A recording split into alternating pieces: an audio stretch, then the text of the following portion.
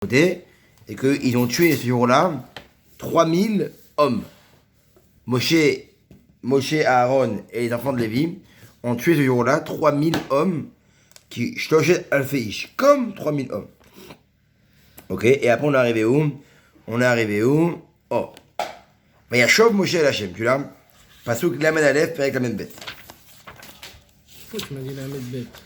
Non, Perek Lamed Bet, Pasuk Lamed Aleph. Ah, Lamed. Donc en vérité, Moshe, il va tuer 3000 hommes. Après, il va aller voir le peuple, il va dire, hé, cher peuple, voilà, vous avez fauté, vous avez vu ce que ça amène. Maintenant, je vais remonter chez Hachem pour voir est-ce qu'il va vous pardonner. Donc là, on est dans le moment crucial. Hachem est énervé. Hachem ordonne qu'on exécute 3000 hommes. Maintenant, Moshe a dit à Hachem qu'il ne veut pas que le peuple soit exterminé parce que Hachem lui a dit, Moshe Rabbeinu, on va arrêter ici, on va tous les tuer, Habibi, et on va tout recommencer à partir de toi. Alors Moshe il a dit quoi? Tu veux tuer un peuple que tu as sorti d'Égypte? Tu as fait tout ce que tu as... Et pourquoi? Pour à la fin les tuer? Le Moshe des gardé. Viens, je vais les voir et je vais parler avec eux. Donc là, Moshe remonte à Hachem. Après, ils ont tué 3000 hommes et il va en vérité demander à Hachem qu'il est pardonné. Ok? Pas ceux qui ont une bête. Vayashov Moshe el Hachem. Et Hachem, et Moshe, il est revenu chez Hachem. Vayomar, et il lui a dit, Anna, je t'en supplie, Hata Amazé Hata Gedola. Ce peuple-là, il a fauté une très très grande faute. Vayarasu Lahem Elohe Zahav. Il dit en vérité, ils ont fait en vérité Eloke Zahav, un dieu en or. Alors quoi, Moshe, il va encore plus les rabaisser? Non, au contraire. Le fait qu'ils ont fait un dieu en or, qu'est-ce qu'il leur a dit, Moshe? Il leur a dit, tu sais, Hachem, tu leur as tellement donné de l'or, tellement envoyé de l'or, qu'à la fin, ça y est, ils en ont eu marre. Qu'ils ont eu, entre guillemets, une gava, une orgueil qui est montée en eux. Et qu'est-ce que qu'ils fassent? C'est obligé qu'ils fautent. Plus t'as de l'or, plus tu penses à faire les choses avec ça. Donc, ok, ils ont fait des bijoux. Ok, ils ont fait des misbéars. Ok, mais à un moment, pas des misbéars, ok, ils ont eu des bijoux. Mais à un moment, ils sont gavés. Donc, ils ont cherché autre chose. Et donc, c'est à cause de l'or que tu leur as donné. Donc, Moshe, il retourne à la maison. Hachem, c'est à cause de Merila. C'est ta faute. À cause de l'or que tu leur as gavé, ils ont fauté. Il dit, c'est une parabole à un roi qui donne à manger à son fils, ouais. Il donne à manger à son fils, et il l'habille bien, il lui donne de l'argent, et il le met où? Il le met à la porte avec de l'argent, des beaux habits, bien coiffés, etc. Ou à la porte de la maison de prostitution. Quand le gosse il va pas aller, c'est évident. Il a les beaux habits, on sait que c'est le fils du roi, il a de l'argent dans la poche. Ouais. Et quand il faut dire, ah, je veux le tuer, mais dis-moi, les fenêtres hiver, j'ai des mircholes devant un aveugle, tu mettras pas une embûche. C'est pareil, tu as mis une embûche au fils, tu as mis une embûche au Bnei Israël, tu l'auras trop mis d'or. C'est fou, hein, Moshe, on va les voir. Veata, et maintenant, im tissa hatatam. Si tu arrives, quand bien même, à supporter leur péché, ça veut dire quoi? Si tu supportes leur péché, magnifique. Et si tu n'arrives pas à supporter leur péché, et que tu veux vraiment les tuer, alors ne les tue pas. Mais Renina misifrera. Je veux que tu m'effaces de ton livre. Si tu n'arrives pas à supporter les bénis d'Israël malgré leurs fautes, je te demande à Kadosh Baruch Hu de m'effacer de toute la Torah entière. Je ne veux pas qu'on sache que j'ai été un sauveur des Juifs. Je ne veux pas que les gens, si tu veux tuer tous les bénis d'Israël, si tu vas les tuer, moi je vais pas être dans l'histoire. Je veux que tu m'effaces de partout. Parce que moi, en vérité, j'aurais pas fait ça. Moi, j'aurais été miséricordieux. Alors, si tu vas à l'encontre de moi, entre guillemets, il dit Moshe Rabbeinu Hachem, sache que moi, je peux rien dire, tu es le bon Dieu, mais je veux pas être dans l'histoire. Je veux qu'on m'efface de l'histoire. C'est un ouf, Moshe. Il est incroyable. Il se mouille jusqu'au sang, il dit non. Il est prêt à s'effacer du livre, à enlever tout son kavod. Et pour ça, moi, comme Moshe Rabbeinu, Yahanav Meod, il était très très humble. C'est quoi être humble? C'est être capable en vérité de quoi? De ne penser plus à soi. De penser que à l'autre. De penser que à celui qui est en face. Là, il a pas pensé une seconde en lui. Il aurait pu dire, bah, si tu veux les effacer, et ben moi j'arrête de diriger le peuple. Là, il pense à lui. Et non, je veux qu'on m'efface de livre. Comme ça, au moins, je serai pas dans l'histoire. Il ne pense qu'au peuple. Ça, c'est la force de Moshe Rabbeinu. Alors, évidemment, que dit Hachem? Vayomer Hachem et Moshe. Hachem, il dit à Moshe, Mi Asher Hatali. Qui a péché envers moi? Emche Misifri. Celui qui a péché envers moi, je vais l'effacer du livre. Donc, t'inquiète pas. Je ne vais pas les tuer. Je ne tuerai personne. Veratae maintenant. Lech, va Moshe. Nehe et Aram, va conduire le peuple. Et la chair dit Bartilach. Là où je t'ai parlé. Ça veut dire quoi? Parce qu'on voit qu'en vérité, Hachem avait dit à Moshe, tu vas aller là-bas, là-bas, là-bas, là-bas. Donc va maintenant, va conduire le peuple vers les endroits où je t'ai ordonné. Là, sache Moshe Rabbeinu qu'il y aura un malach, il y aura un ange. C'est pas moi qui vais vous conduire. Il va y avoir un ange qui va vous conduire et qui ira avant toi. Ça veut dire quoi? Que tout le chemin va être préparé. Là où tu vas aller, il y aura bien un ange qui est passé avant toi et qui va rendre propre le chemin, qui va enlever les problèmes, qui sera parfait. Ou beyom pokodi ou pakati alem, et le jour où je me souviendrai. Donc il dit maintenant, c'est bon, regarde pas moi cher Rabbeinu, ta prière, je l'ai écoutée. Je ne tuerai pas les Juifs ensemble. Mais attention, Rila, Hachem, il voit les choses. Hachem, il a la miséricorde, mais automatiquement, si pour avoir de la miséricorde, il faut passer un peu sur le digne. Donc, je ne peux pas les tuer tous ensemble. Mais sache que je ne vais jamais oublier cette faute. Et dès que, en vérité, les Juifs vont fauter devant moi, ou pas kati alehem, gamera minavonazé. Je vais devoir, entre guillemets, envoyer des petits malheurs. C'est fou. À cause de la faute du Vaudor, jusqu'à aujourd'hui, cette faute n'est pas enlevée. Et chaque fois qu'on fait des bêtises, et qu'on refait des bêtises, Hachem nous dit, ah ok, encore ils recommencent. Encore ils ont fait un Vaudor. Ils ont ça, ils ont les Instagram, ils ont Facebook, ah c'est Vaudor. Je vais pas les tuer. Mais je vais envoyer des petits rappels. Comme il dit ici, il dit, En pour Anout Ba'a Béné Israël. Il n'y a pas de malheur qui vient sur les Juifs. Chez En Baksat Mipiraon Avon Gezel. Qui n'a pas en lui un remboursement de la faute du Vaudor. Chaque punition qu'on va avoir de nos jours, elle est en vérité en rapport avec le Vaudor. Parce qu'en vérité, Hachem a promis qu'il ne nous tuerait pas d'un coup. Mais que dès qu'on va réveiller, entre guillemets, ça fait réel, la colère d'Akadosh Baruch Hu, Hachem il va renvoyer une dose qu'il aurait dû tuer en Israël, hop, il va envoyer un malheur. C'est exceptionnel. Parce que ce peuple-là, il a fait le Egel Hazar. Vous l'avez fait, on ne peut pas l'annuler. Ce qui est fait est fait. Alors ok, je suis d'accord de ne pas les tuer parce que moi j'ai revenu après pour vous. Mais, en fait, votre punition globale que vous aurez dû mourir tous, elle va être étalée dans le temps. Et dès que vous faites une faute, je vais envoyer en vérité la punition normale qu'il doit avoir, plus le remboursement de la faute du Vaudor. Ça, c'est, vous savez pas ça? Double.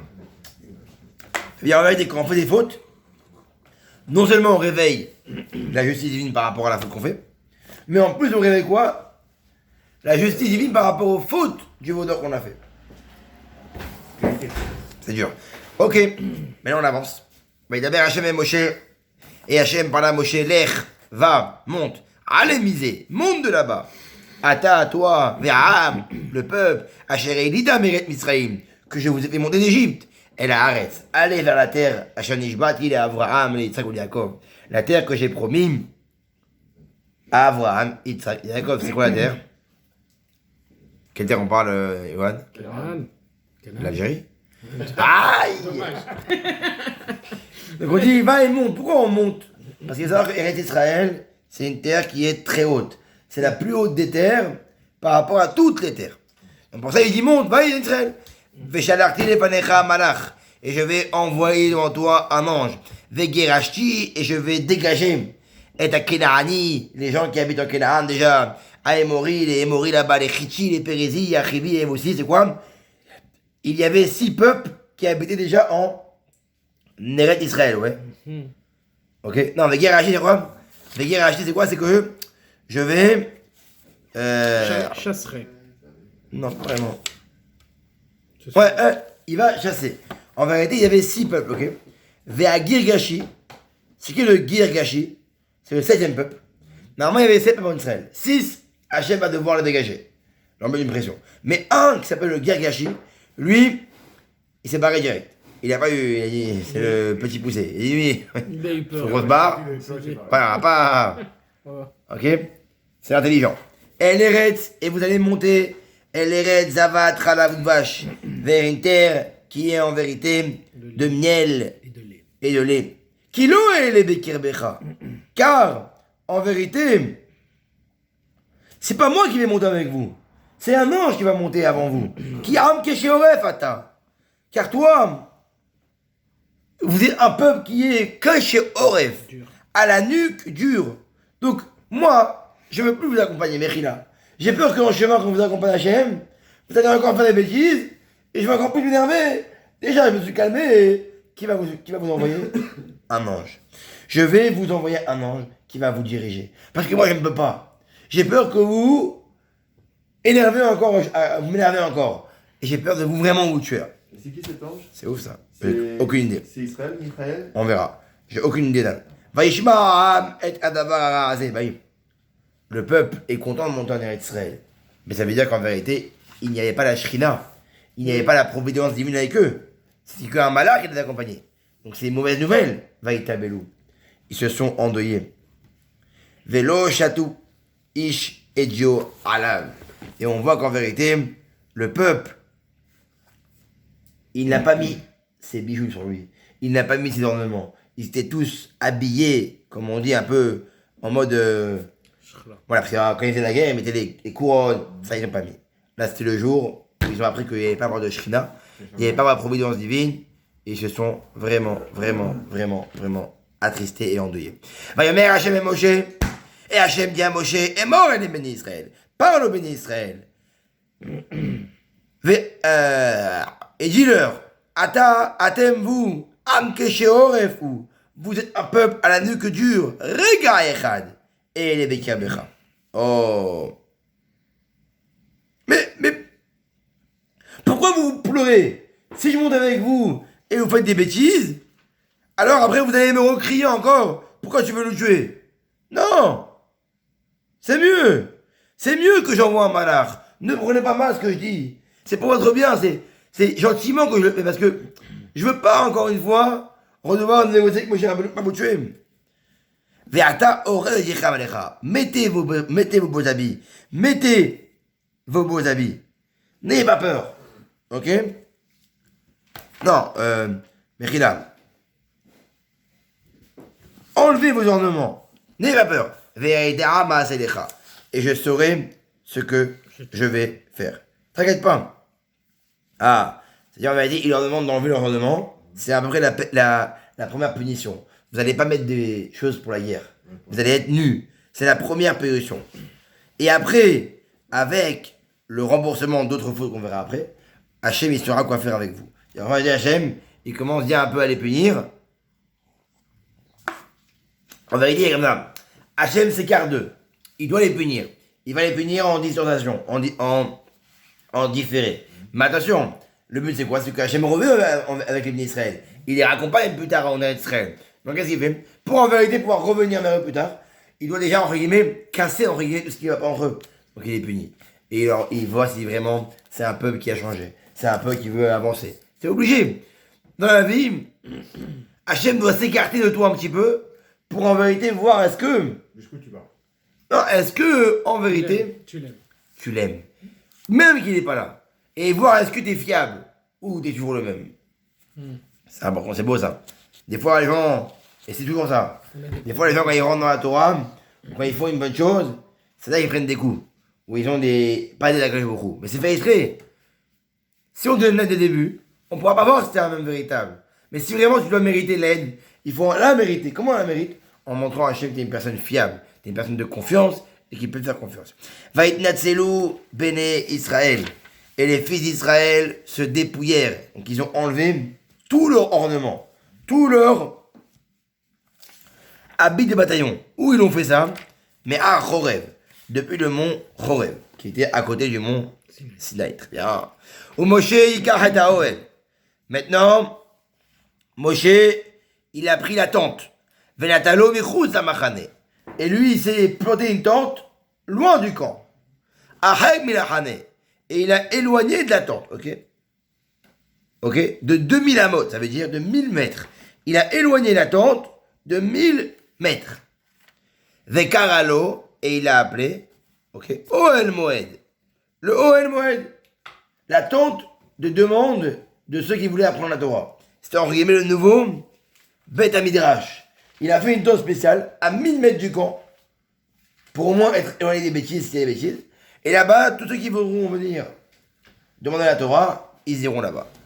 Ve'aya kol mevakesh Hashem. Et celui qui voudra demander à Hashem, qui voudra être avec Hashem, apprendre la Torah, etc. Yetze le Moed. Il sortira du camp et il ira vers cette tente-là, qui est à 1000 mètres du camp. Ve'aya ketzet Moshe la Oel. Et voici comme Moshe, il va en vérité sortir. Il est sorti en vérité du camp pour aller vers la tente. Yakumu kolam. Tout le peuple, ils se sont levés. Il n'y en avait pas un qui ne s'est pas levé. Velisvuish petahaolo. Et tout le monde s'est tenu à la porte de sa tente. Vebitu achare Moshe. Et ils ont guetté Moshe jusqu'à qu'il arrive en vérité à la tente qui était à 1000 mètres. Ça veut dire en vérité, il faisait un signe d'honneur à Moshe. Il disait heureux soit l'enfant qui est né d'une femme comme ça qui va aller pouvoir nous donner le mérite de pouvoir étudier la Torah, de créer une tente comme ça. C'est bon. Vera kolara metamou de Hanan. Et il y avait à la porte de la tente de Moshe Rabbeinu qui était à 1000 mètres du camp où on étudiait la Torah, il y avait une colonne de nuée. Vekam kolam. Et tout le peuple se levait. Veshtahavu ishpetahaolo. Ils se sont prosternés devant la colonne de nuée, chacun à la porte de leur tente. Vediber Hashem el Moshe panim em panim. Et de cette tente-là, Moshe pouvait parler à Hashem panim el panim, face à face. Qu'Hashem il avait ishereu. Comme si moi et toi, on parlait, on les a mis. Veshav la machane. Et après, ils revenaient, dès qu'il avait parlé avec Hachem, ouais, ils revenaient vers leur camp, et il apprenait aux vieux et à tout le peuple qui voulait apprendre ce qu'il avait appris. Et cette chose-là, depuis quand on l'a fait? Depuis Yom Kippour jusqu'au moment où on a fait le Mishkan. Donc on a eu la Torah le 6 Sivan. Là, on est après Yom Kippour, parce qu'il est reparti, il est remonté, et il est redescendu avec les Emlochot. À Kippour, il est redescendu pour les Emlochot. Et à Kippour, il est parti, il a fait la tente en dehors du camp, à Kippour, jusqu'à le 1er Nissan, ça veut dire 8 mois après, donc septembre jusqu'à avril. Et en avril, on a fait le Mishkan, on l'a vu avant. Et on se rappelle bien. C'est pas très logique quand même. Il n'y a pas d'ordre dans la Torah, ouais. Dan. Calme-toi. Dan, calme-toi. On devait faire une résidence, on reçoit la Torah, comme ça va directement dans la résidence, on prépare le lieu pour que. Non, d'abord on reçoit la Torah. Ta logique, c'est pas la logique de la Torah. Ouais. Dan, d'abord on reçoit la Torah. Après on les casse. On remonte, on redescend à Kippour. On redonne la Torah. On établit un camp où Hachem va pouvoir parler à Moshe de toute la Torah. Et après il va apprendre aux vieux. Et après qu'est-ce qu'on voit ici? C'est que c'est à ce moment-là où Yitro est venu. Après Kippour qu'il est venu Yitro, on l'avait avant. Et il a dit maintenant tu vas pas apprendre tout seul. Tu vas pas tout juger seul. Parce que tout le monde faisait la queue dans la tente. Cette tente-là, tout le monde faisait la queue pour avoir des réponses. Alors qu'est-ce qu'il a fait? Il a délégué. De ça, il a fait ça de Kippour au Aleph Nissan. Où ils étaient gardés les louchotes? Hein? Les louchotes, ils étaient gardés où? Dans le OL Moed? Apparemment, oui. D'accord, mais sur quel support? C'est-à-dire à même. Apparemment, oui. Ce qu'il dit ici. C'est une bonne question, mais ce qu'il dit ici. Vayomer Moshe el Hashem. Non. Veshem el Machane. Ou Mesharto Yoshua Binun, Nar. Et ton serviteur, Yoshua Binun, Lo Yamish Mitoraouel. Lui, par contre, il ne pourra pas bouger du camp. Donc, le serviteur de Moshe Rabbeinu, Yoshua, devra rester constamment dans la tente qui est à 1000 mètres du camp. Moshe Rabbeinu, il ira tous les jours pour demander à Hachem ce qu'il faut apprendre, etc. Et après, il repartira dans le camp pour apprendre aux personnes âgées, pour qu'ils puissent eux-mêmes juger les gens. Mais le serviteur de Moshe, Yoshua, lui ne pourra pas bouger. Il restera dans la tente d'assignation tout le temps. Vayomer Moshe el Hashem. Et Moshe dit à Hachem, Ré, vois, Ata Omer Elai, tu me dis à moi, Ahal et Aramazé, tu me dis à moi, monte ce peuple-là. Ve'ata l'od asher tishtachimi. Et toi, tu m'as pas en vérité, tu m'as dit qu'en vérité, que...